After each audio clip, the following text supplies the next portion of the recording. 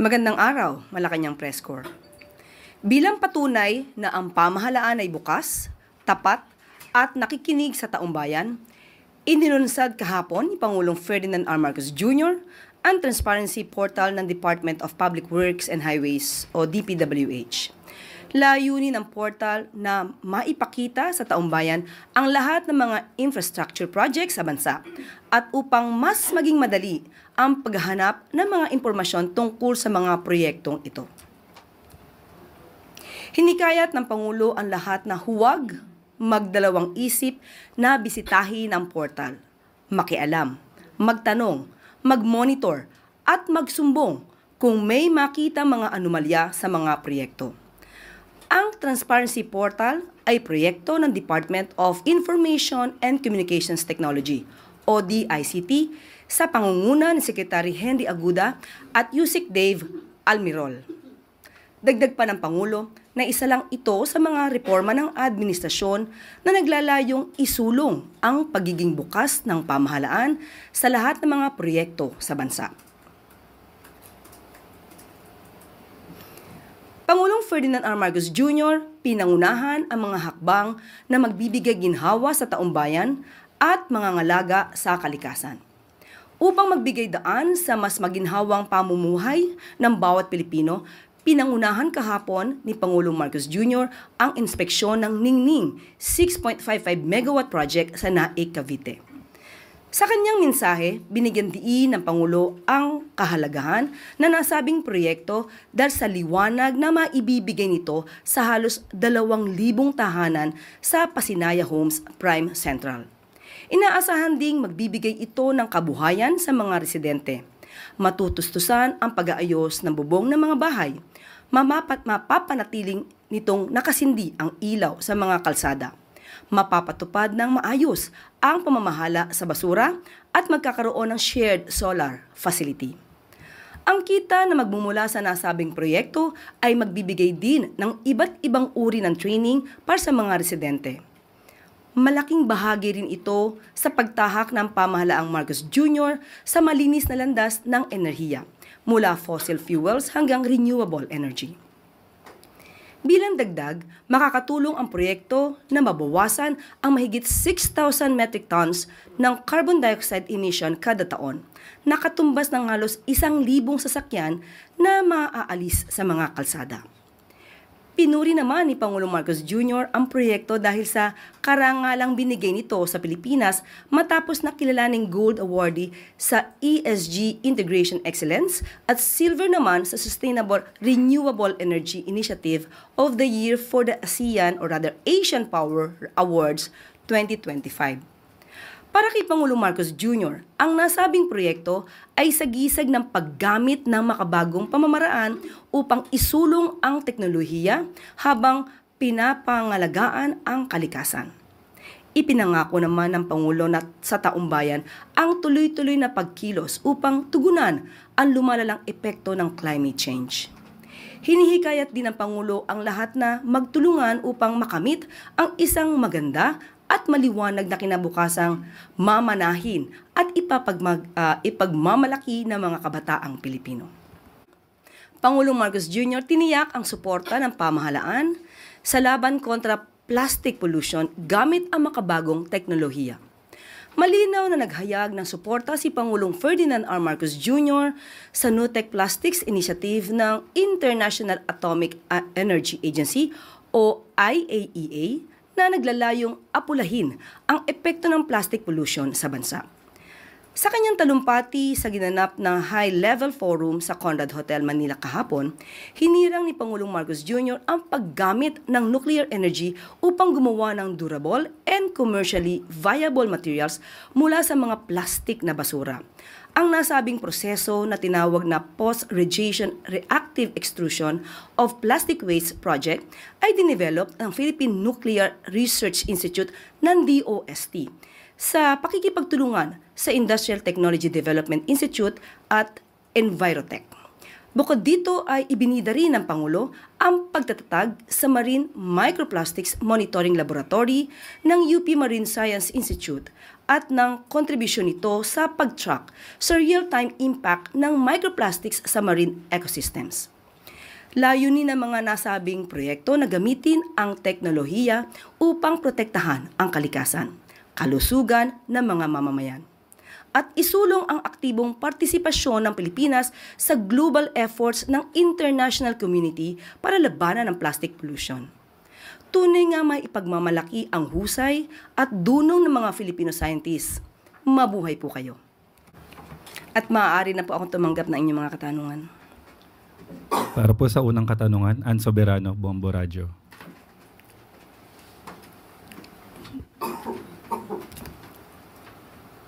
Yusek, good morning. Kuha lang po ako ng reaction from the palace. Kahapon po kasi may pasabog si dating Congressman Saldico at isinama na po niya si Presidential Son at House Majority Leader Sandro Marcos. Alam po ba ni Pangulong Marcos yung akusasyon ni Saldico laban kay Kong Sandro na sinasabing nag-insert ng 50 billion may nagkaroon siya ng 50 billion budget insertion. Ano po yung reaction ni Pangulo dito? Unang-una po ay nakapagsalita na po at nagpahayag na po ng denial si Congressman Sandro Marcos. Yan daw po ay kasinungalingan ayon sa kanya. At sa atin naman po, bago tayo magbigay ng anumang tugon dyan, mas maganda po siguro na tapusin na muna kung siya man po yung nagsasalita ni Zaldico ang kanyang mga mensahe, ang kanyang mga di umanong mga kwento mula video 1, 2, 3 hanggang video 4 and 5. Madaling nag-iba ang kanyang hairstyle. Kaya tuwing makikita natin at masasabi natin ang mga inconsistencies, maaaring magbago rin siya ng kwento. So dapat matapos muna lahat ang kanyang mga sinasalaysay dahil sa tuwing mapupunan natin ang kanyang mga inconsistencies, sumasabay po ang kanyang pagbabago ng kwento sa pagbabago ng hairstyle sa video. Follow-up lang, ma'am. Ma'am, may report din po ba ang Palasyo ng Malacanang regarding sa intelligence report na may nakikipag-ugnayan si Saldico sa grupo na gustong pumalit po daw sa gobyerno ng Marcos? Wala pa po tayo masasabi patungkol dyan. Wala po tayong update at tingnan po natin kung meron pong ganyan mga alingas-ngas. So, ibibigay ko po sa inyo ang update kung meron man. Salamat, Yusek. Thank you. Next is Julie Bay sa 1PH. Morning, Yusek. Yesterday po napaulat na aresto si former presidential spokesman Harry Roque. May official communication na po ba or clarification yung palace tungkol dito? Sa ngayon po, nakausap po natin ang pamunuan po ng DILG at magbibigay na lamang po sila ng update kapag meron na po. So wala pa pong confirmation, ma'am? Yun po yung ayon sa DILG, hindi natin mako-confirm. Pati sa DFA ay wala pa rin pong confirmation. So magbibigay ng update kapag meron na po. Thank you.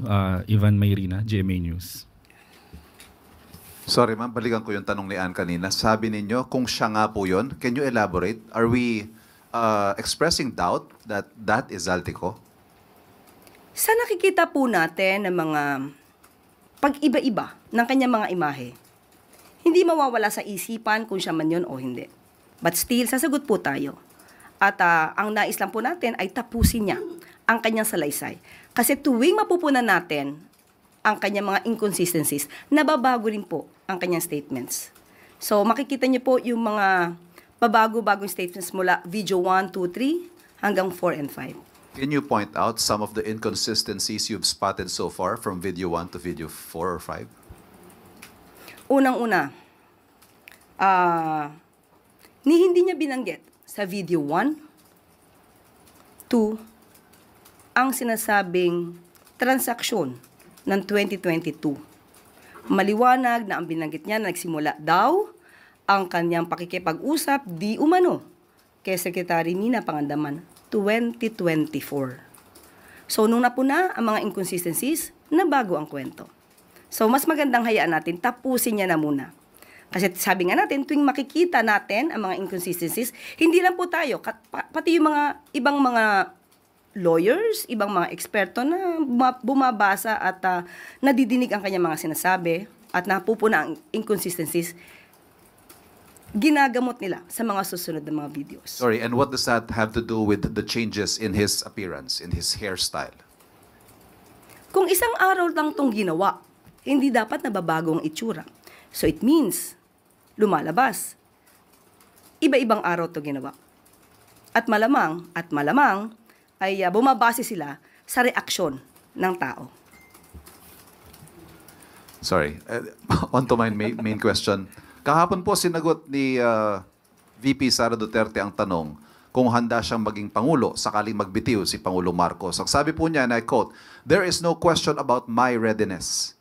Does the President have a message to the Vice President expressing her readiness and willingness to take his place?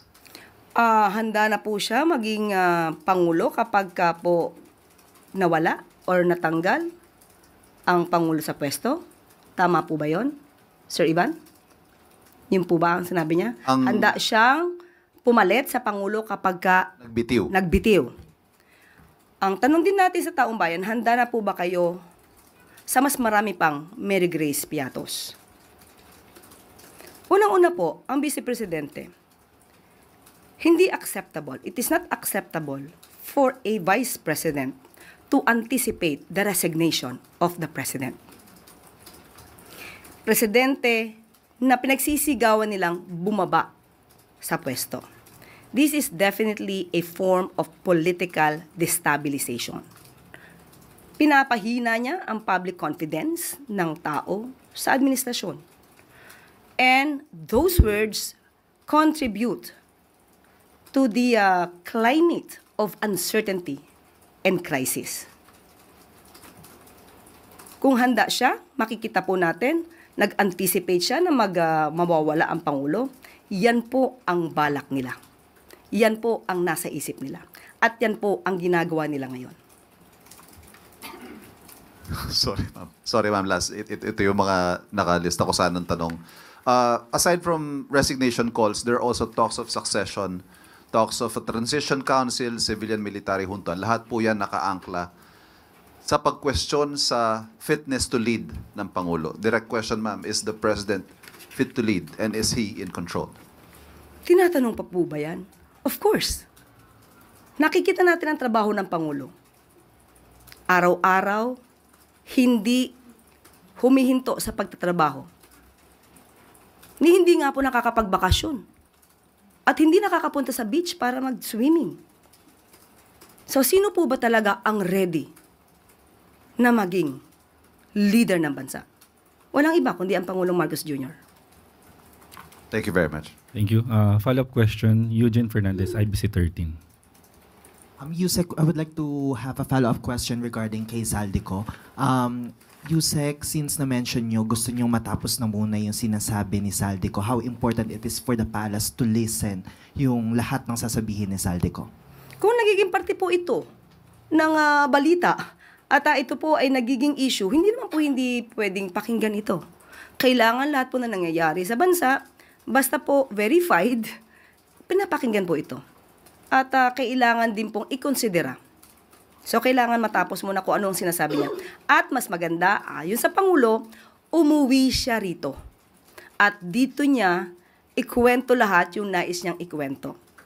Dahil kapag nagkukwento ka lang sa likod ng monitor, ang hirap tignan at i-assess ang credibility ng taong nagtatago lang.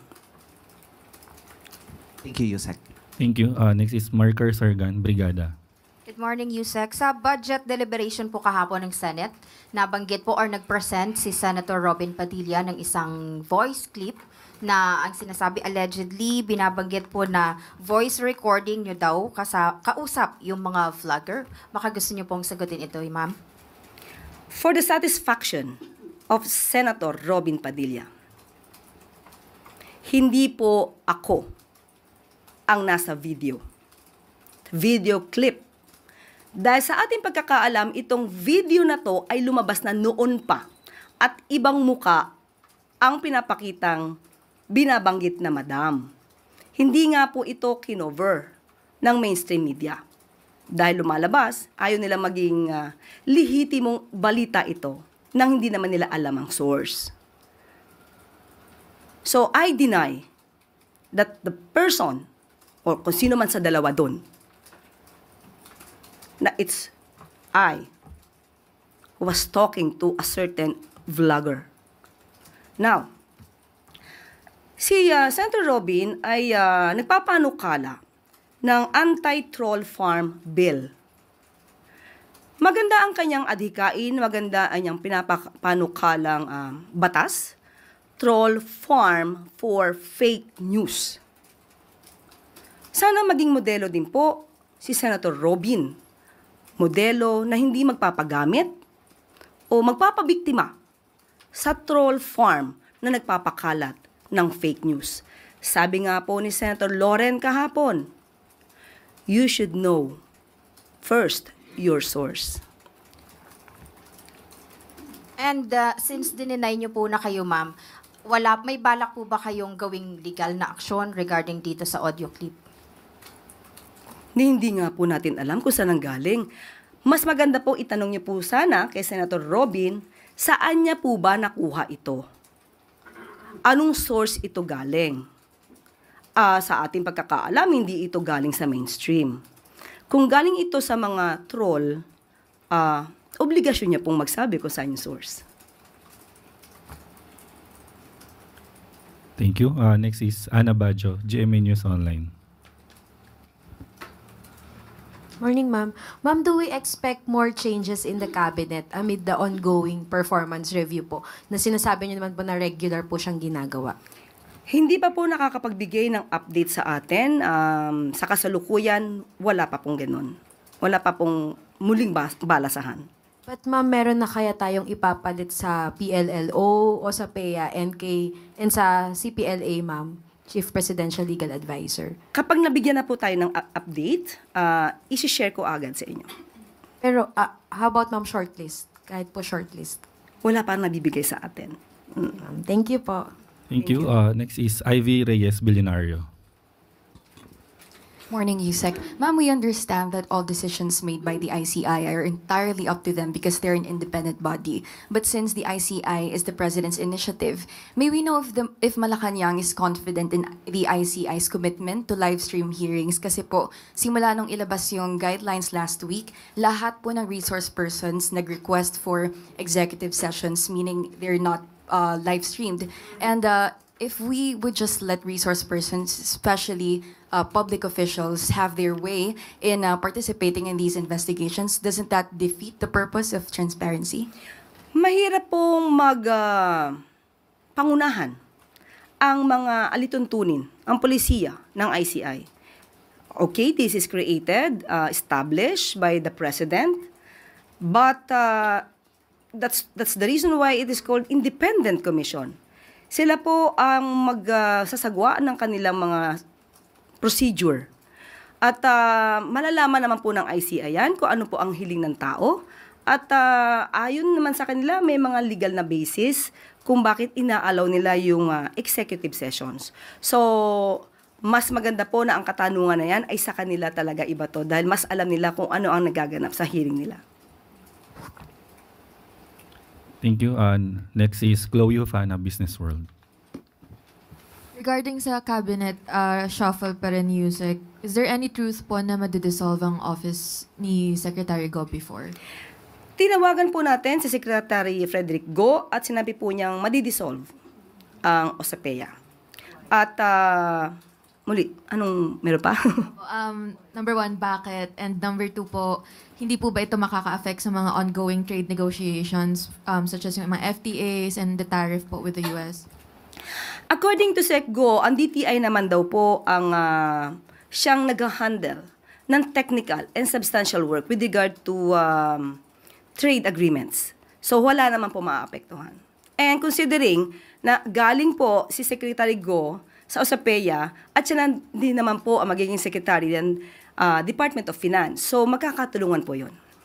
And kailan po effective tong pagde-dissolve na ito ng office? Pag dumating na po yung papel, isi-share ko po sa inyo. Within the week? Let's see. Okay. Follow-up question, Ace Romero, Philippine Star. Sec, if that's the case, why did the President even create the office? Para magkatulungan. But since si Secretary Go ay mapupunta na rin sa Department of Finance at pareho naman po halos at magkakatulungan, so alam naman po niya ang expertise si Secretary Go, so might as well ma-dissolve ito para konti na lang po ang magiging ahensya. Total, pareho naman po ang naging leader ng dalawang ahensya. But during the time it was created, ano ba yung wisdom for creating that office given na meron naman pong NEDA, meron naman pong DTI, meron naman pong DOF? Alam naman natin kung saan ba eksperto si Secretary Frederick Go tungkol sa mga trade agreements. So since nga po ito naman ay natulungan na rin ng DTI at yung tao mismo, yung pinaka-head ng OSAPEA, ay mapupunta naman din po sa Department of Finance. Katulad na sinabi natin, magkakatulungan. So instead na magdalawa pang ahensya, na pareho namang eksperto doon si Secretary Go, so might as well ma-dissolve siya at pagtulungan na lang po ng ibang ahensya, especially DTI, na ngayon po ang DTI po ang itinilaga to handle the technical and substantial work for that. Salamat po. Thank you. That's the last question, Kuya Sec. Maraming salamat. Pangulong Marcos Jr. nakatakdang tanggapin ang ASEAN 2026 Coin at Philippine Festivals Coin series ngayong araw. Bilang pagkilala sa pagiging host country ng ASEAN sa 2026, nakatakdang ipresenta ng Bangko Sentral ng Pilipinas kay Pangulong Ferdinand R. Marcos Jr.